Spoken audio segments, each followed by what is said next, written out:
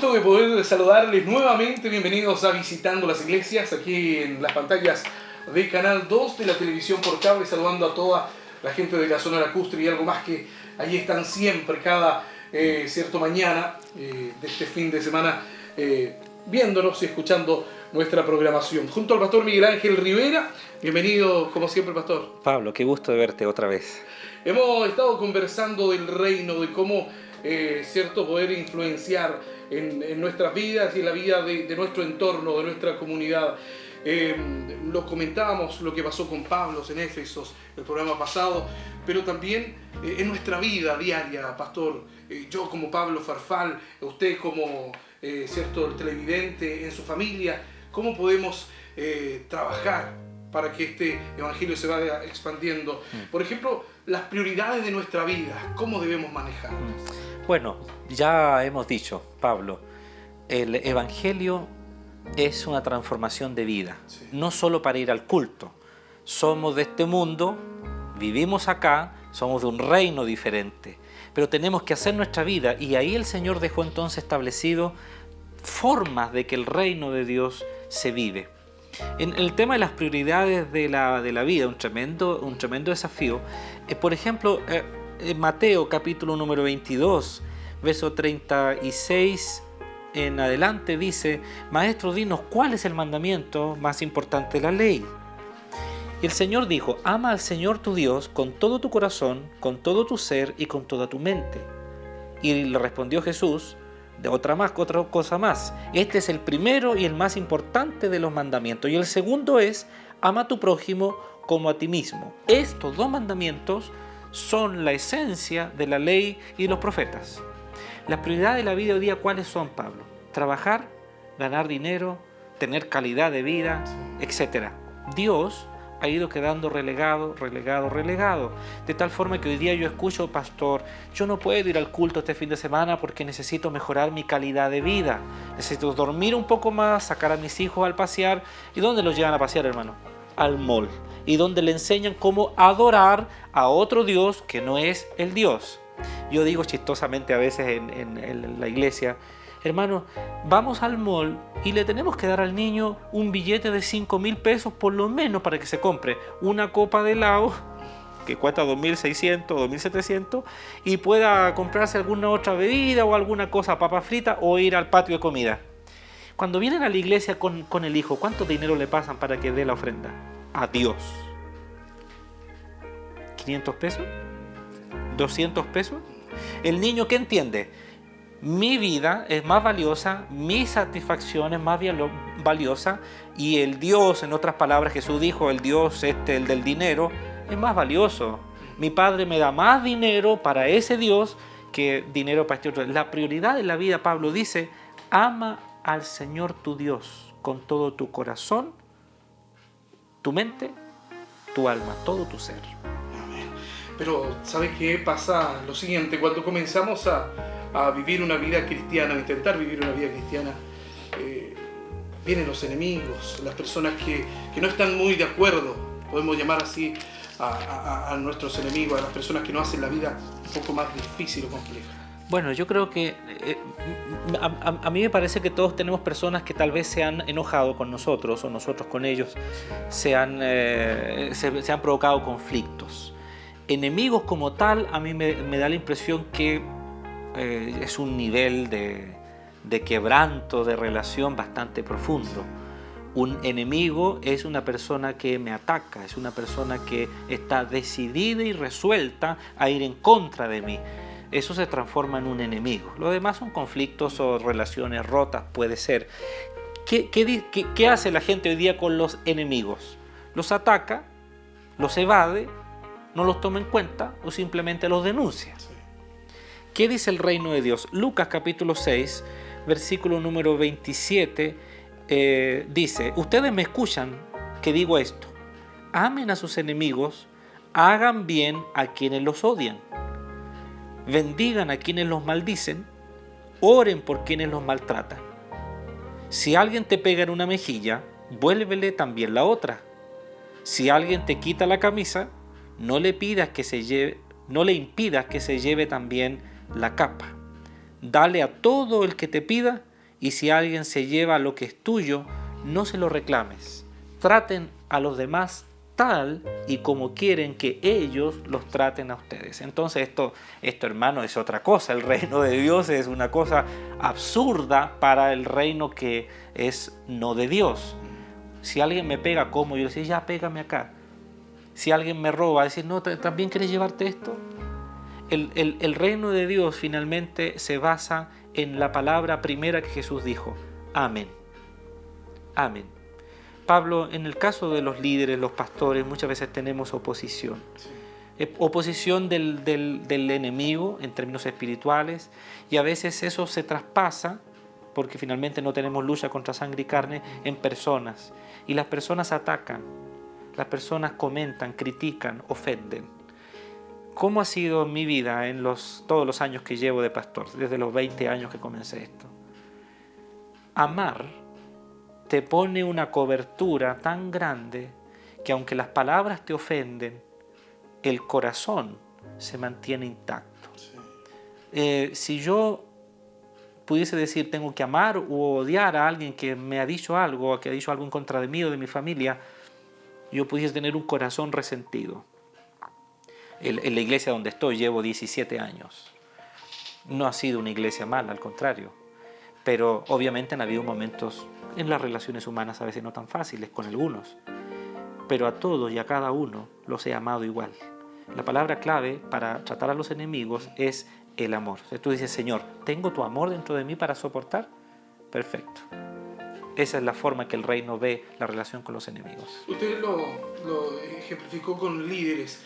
Hemos visto en la televisión, ¿cierto? Y leemos los diarios lo que ha ocurrido con líderes, ¿cierto? La corrupción y todo este tipo de cosas. Sí. ¿Qué es lo que está ocurriendo? ¿Cómo, y traspasándolo a los líderes cristianos también, cómo deberían actuar?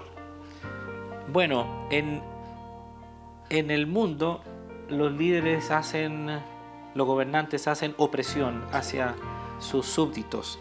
Juan capítulo 13, y el Señor lo dice al estarle lavando los pies a los discípulos, dice así, ¿entienden lo que he hecho con ustedes? Le lavo los pies. Ustedes me llaman maestro y señor y dicen también que lo soy, pues si yo, el Señor y Maestro, les he lavado los pies, también ustedes deben lavarse los pies los unos a los otros. Les he puesto el ejemplo para que hagan lo mismo que yo he hecho con ustedes. Ciertamente les aseguro que ningún siervo es más que su amo y ningún mensajero es más que el que lo envió. ¿Entienden esto? Dichosos serán si lo ponen por obra o en práctica. Lavar los pies implica por lo menos 3 cosas. Primero, uno tiene que estar dispuesto a servir al otro. Segundo, implica tocar una parte del cuerpo que, si bien no es una parte oculta, es decir, no es íntima, pero es privada. Yo no sé si a ti te han lavado los pies otra persona alguna vez en la vida, que no sea tu madre, tu padre o algún pariente.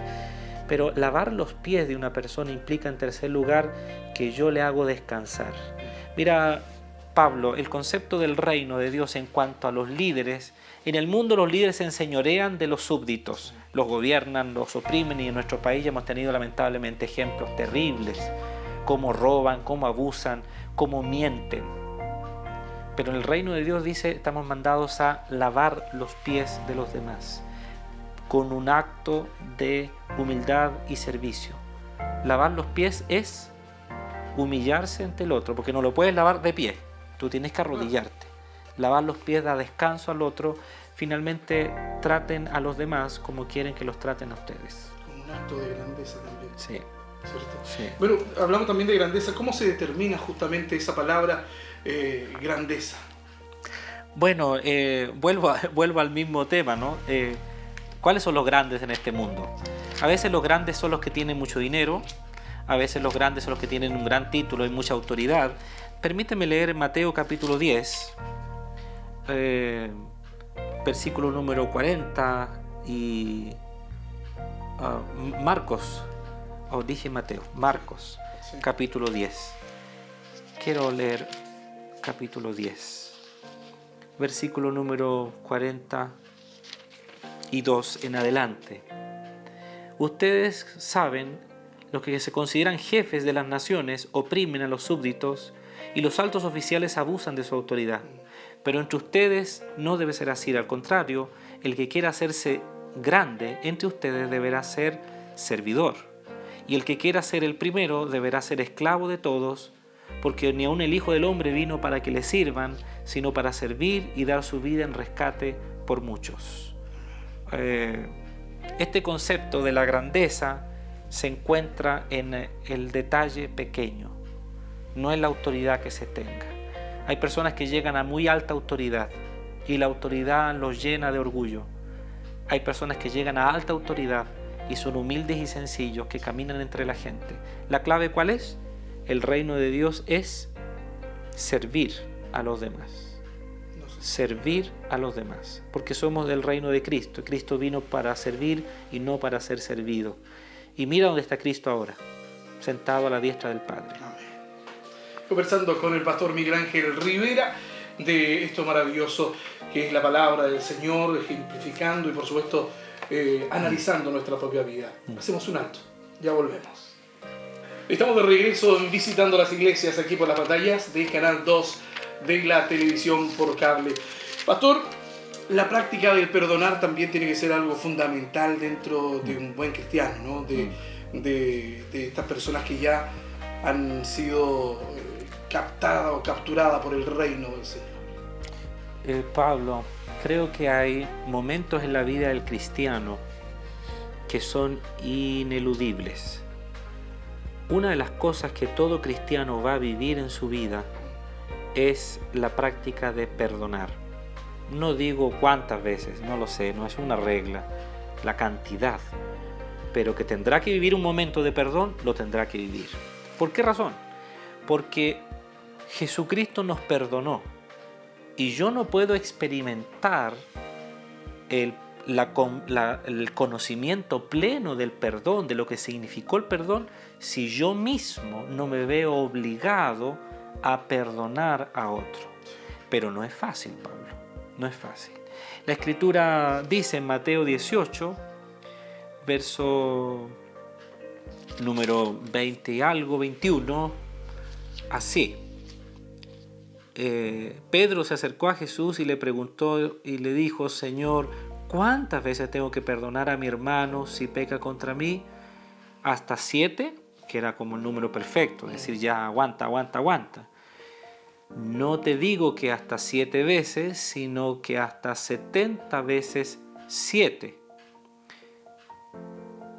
Por eso el reino de Dios se parece o es semejante a un rey que quiso ajustar cuentas con sus siervos. Al comenzar a hacerlo, se le presentó uno que le debía miles y miles de monedas de oro. Como él no tenía con qué pagar, el señor de este reino le mandó que lo vendieran a él, a su esposa y todo lo que tenía, junto con sus hijos, para así saldar la deuda. El siervo se postró delante de él y le dijo: tenga paciencia conmigo, le ruego, se lo pagaré todo. El Señor se compadeció de su siervo, le perdonó la deuda y lo dejó en libertad. Al salir el siervo del lugar donde estaba su amo, se encontró con uno de sus compañeros, que le debía a él 100 monedas de plata. ¿Entiende la diferencia? Al otro le debía mil y mil monedas de oro. Este le debe 100 monedas de plata, menor. Lo agarró del cuello, comenzó a estrangularlo y le decía: págame lo que me debes, págame lo que me debes. Y su compañero se postró delante de él y le dijo: ten paciencia conmigo y yo te lo pagaré. Pero él le dijo: no. Entonces fue y lo hizo meter en la cárcel hasta que pagara todas las deudas. Con él, su compañero. Cuando los demás siervos vieron lo ocurrido, se entristecieron mucho y fueron a contarle al Señor, el cual le había perdonado la deuda. Y el Señor le dijo: siervo malo, te perdoné la deuda porque me suplicaste. ¿No debías tú también haber hecho lo mismo con tu compañero? Y ahí está la clave. Entonces, toda persona del reino de Dios cristiano que ha sido perdonado por nuestro Señor Jesucristo en todos sus pecados, no puede abrigar ni un atisbo, ni un ápice de falta de perdón en su vida. Porque si fue perdonado, él debe obligatoriamente perdonar a todo el que lo ofende. La clave del reino de Dios es ese. Si Dios me perdonó, ¿quién soy yo para no perdonar al que me ofende? Bueno, vamos a entrar en el terreno de, y si la ofensa es así, y si me maltrata, y si mi imagen pública y todo lo demás. Bueno, Dios es juez justo. Ayer estaba hablando con un hermano que había estado ofendido, lo habían ofendido otras personas, y él dijo, yo entregué mi causa a mi abogado. Yo le dije, hermano, ¿van a ir a un tribunal? No, me dijo, pastor, yo lo perdoné, pero mi abogado es el Señor. Mira, es un anciano de 70 años, yo me quedé sorprendido. No sorprendido de lo que la Biblia dice, porque yo lo sé, lo he practicado, pero me quedé sorprendido de un hombre que a esa edad, que tiene que soportar una ofensa, vuelva a apelar a los principios del reino. Su abogado es el Señor. Amén. Qué maravilloso. ¿Cómo el gozo y el propósito se hallan en nuestras vidas? No sé, hoy día la gente pierde el gozo, ¿no? ¿Cierto? Le falta dinero, anda entristecido. Yo no sé cuántas personas vivieron eso ahora en Navidad. Terrible. Porque no tienen todo el dinero, no les va bien en su trabajo, encuentran que el sueldo es injusto, encuentran que la vida es tan... se ponen ansiosos. Pero la Escritura en Marcos capítulo 8, verso 34, dice, entonces llamó a la multitud y a sus discípulos y dijo, si alguien quiere ser mi discípulo, debe negarse a sí mismo, llevar su cruz y debe seguirme. Porque el que quiere salvar su vida la perderá, pero el que pierda su vida por mi causa y por el Evangelio la salvará. ¿De qué sirve ganar el mundo entero si se pierde el alma? ¿O qué se puede dar a cambio de la vida? Si alguien se avergüenza de mí y de mis palabras en medio de esta generación adúltera y pecadora, también el Hijo del Hombre se avergonzará de él cuando venga en la gloria de su Padre con los santos ángeles. ¿De qué sirve, Pablo, tener muchos regalos si no se tiene la vida? Muchas personas llenan en las Navidades, en todas estas celebraciones, llenan con comida, bebida, regalos, pero tristemente se dan cuenta que pasa la fiesta y el otro día el vacío que tienen adentro es exactamente el mismo. El consumismo, la idea secular, este secularismo que se nos ha metido, dice, compre, coma. Mira, no sé si te pasó a ti, pero a mí me llamaron de todos estos bancos ofreciéndome créditos preaprobados y su vida puede cambiar y ese viaje que no sé dónde que usted siempre ha querido y usted ve a la esposa y la esposa se sacrificó todo el año y dice, se lo merece. Ese es el engaño. Cómprese ese auto, cámbielo, usted se lo merece. El gozo de la vida. ¿Cuál es el gozo? Tener, comer, beber. O el gozo de la vida está mucho más allá. Amén. ¿De qué me sirve ganar todo el mundo si yo pierdo mi vida? Entonces, la fuente del gozo en el reino de Dios está situada en ¿dónde está tu vida? ¿Tu vida tiene alegría, tiene sentido, tiene vigor? ¿Cristo realmente le dio un sentido vivo? Hay gente pobre que es rica en vida. Amén. Y hay gente rica que es pobre en vida. Amén. Qué maravilloso. Está la perspectiva también sobre el sufrimiento y la debilidad. Sí, a todos nos llega. Yo creo que no he dicho en ningún programa, pero yo he sido un hombre enfermo toda la vida. No digo toda la vida, pero gran parte de la vida. Han habido dificultades en mi cuerpo. No sé por qué, tal vez sí sé para qué, pero ese es un tema de otro momento. Pero Pablo, creo que 25 años más o menos, tengo una enfermedad crónica que es la que me tiene de cuidado, a veces debo cuidar mi vida, pero el sufrimiento y la debilidad para el mundo es una desgracia. Hoy día, Pablo, en el contexto que vivimos, nadie se quiere enfermar. ¿Dónde nos damos cuenta? Que nosotros mismos en nuestra ciudad tenemos 3 farmacias en una misma calle, Sí, claro. en una misma cuadra. Entonces, si no te dio la pastilla ahí, vas al frente. Si no vas allá, vas a la otra. Pero la cosa es evitar enfermar. ¿Qué pasa con eso? La perspectiva del sufrimiento tiene un hecho mucho más profundo, tiene una razón de ser. Mira, Pablo lo trata en 2 Corintios, nos dice versos 9 y 10 de capítulo 12. Así, voy a leer un poco más antes del 9. Para evitar que me volviera presumido por las sublimes revelaciones, una espina me fue clavada en el cuerpo, es decir, un mensajero de Satanás, para que me atormentara. 3 veces le rogué al Señor que me la quitara, pero Él me dijo: te basta con mi gracia, pues mi poder se perfecciona en la debilidad. Por lo tanto, gustosamente haré más bien alarde de mi debilidad, para que permanezca sobre mí el poder de Cristo. Por eso me regocijo en debilidades, insultos, privaciones, persecuciones y dificultades que sufro por Cristo, porque cuando soy débil, entonces soy fuerte. Yo soy una persona enferma para el catálogo médico. Soy una persona débil de mi salud para el catálogo científico. Soy una persona que tiene un pronóstico, ¿verdad?, que en algún minuto pudo llevarme la silla de ruedas. Pero, casi como Pablo dice aquí, Él se perfecciona en la debilidad. Mira, Pablo dice, para que no fuera presumido de lo que Dios me ha dado, Él me puso una debilidad en mi cuerpo. Yo creo que me identifico con Pablo muchas veces. A mí no me gusta ser un hombre enfermo, Pablo. A mí no me gusta. Yo veo otros hombres que son vigorosos, que corren, que tienen nada de enfermedades en su cuerpo. Está bien. Pero si Dios ha querido que así sea, y aunque yo le he pedido, Él me está sanando, que gracias a Dios debía estar en silla de ruedas y ya no estoy. Sí. Paulatinamente Él me ha ido restaurando. Eso es lo que la Biblia dice. La perspectiva de las debilidades y sufrimientos está en cómo eso en Cristo hace que tú seas una persona grande en Él. A veces uno va a ver un enfermo que está muy débil y tú le vas a dar ánimo y sales más fortalecido tú, porque el sufrimiento y la adversidad hace que las cosas de afuera vayan quedando en un segundo lugar y lo interior, la vida, la fuerza de Cristo, el poder de Cristo en ti se va desarrollando aún más. Amén. Pastor, ¿cómo son tratados en la sociedad los pobres y son marginados también? Es importante tocar ese tema. Bueno, pasamos del sufrimiento tal vez en los temas físicos de salud. La pobreza es sufrimiento.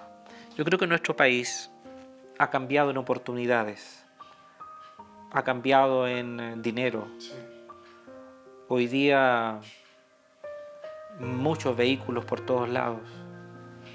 Hay una sobrepoblación. Yo creo que ninguna ciudad en nuestro país se preparó para la tremenda cantidad de autos, vehículos que hay por persona. Sí. Y también somos conscientes de lo que las mismas Naciones Unidas dice de nuestro país. Nuestro país tiene una brecha de diferencia muy grande en la distribución económica. Es decir, hay ricos muy ricos y hay pobres muy pobres, y en vez de que al haber más riqueza la pobreza vaya disminuyendo, la verdad es que al haber riqueza, en vez de hacer esto, es decir, más riqueza, menos pobreza, el asunto es que más riqueza, en vez de bajar la pobreza, va aumentando porque el costo de la vida, porque los ingresos en la familia, entonces de tal manera que cada vez la línea de pobreza está más alta. El discurso es sí que hay menos pobres que antes, pero la verdad es que la Escritura, el reino de Dios, dice algo con respecto a cómo tratar este tema. El verso 31, capítulo 25 de Mateo, dice entonces así: cuando el Hijo del Hombre venga en su gloria con todos sus ángeles, se sentará en su trono glorioso. Todas las naciones se reunirán delante de él, y él separará a unos y a otros como separa el pastor las ovejas de las cabras, y pondrá las ovejas a la derecha y las cabras a la izquierda. Entonces dirá el rey a los que están a su derecha: vengan ustedes a quien mi Padre ha bendecido, reciban su herencia, el reino preparado para ustedes desde la creación del mundo, porque tuve hambre y ustedes me dieron de comer, tuve sed y me dieron de beber, fui forastero y me dieron alojamiento, necesité ropa y me vistieron, estuve enfermo y me atendieron, estuve en la cárcel y me visitaron. Y le contestarán los justos: Señor, ¿cuándo te vimos hambriento o alimento? ¿Cuándo te vimos sediento y te dimos de beber? ¿Cuándo te fuiste forastero y te dimos alojamiento, necesitado ropa y te vestimos? ¿Cuándo te vimos enfermo en la cárcel? Y el rey responderá: les aseguro que todo lo que hicieron por uno de mis hermanos, aun por el más pequeño, lo hicieron por mí. ¿Cómo trataremos a los pobres? El Señor dijo: a los pobres los tendréis siempre.